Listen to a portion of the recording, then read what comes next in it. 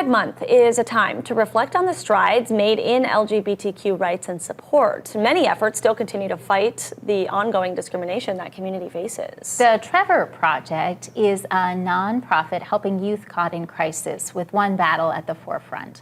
Our Charles Kelly has been exploring some research on conversion therapy. And Charles, you spoke with the Trevor Project, and what have you been learning about this? Jess and Kelsey, conversion therapy is a wide range of efforts to change a person's sexual orientation or gender identity. According to the Trevor Project, this practice is rejected by every major medical and mental health organization, saying it's unscientific, ineffective, and even dangerous. In Minnesota, Governor Tim Walz signed a bill into law banning this practice on minors last spring. The Gopher State actually has one of the top 5 highest number of identified practitioners. According to the nonprofit, that can be professionals like counselors, marriage and family therapists, a social worker, or even psychologists. There are more than 1,300 conversion therapy practitioners in the U.S.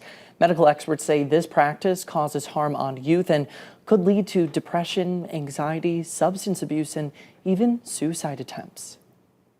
The total costs associated with this practice every year, when you factor in care for depression, anxiety, suicide attempts, PTSD, and others, is more than $9 billion annually. We know that 15% of LGBTQ youth today report being threatened with conversion therapy or experiencing it.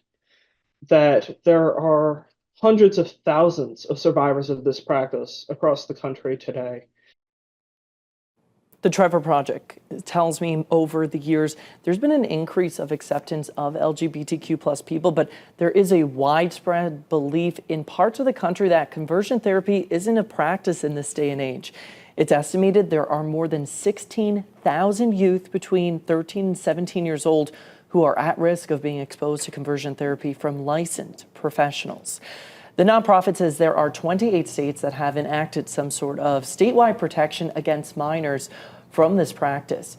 The Trevor Project continues to be the leading suicide prevention organization for LGBTQ young people. To learn more about the 24/7 crisis services and resources available, you can visit our website at kttc.com. Live in studio, Charles Kelly, KTTC News.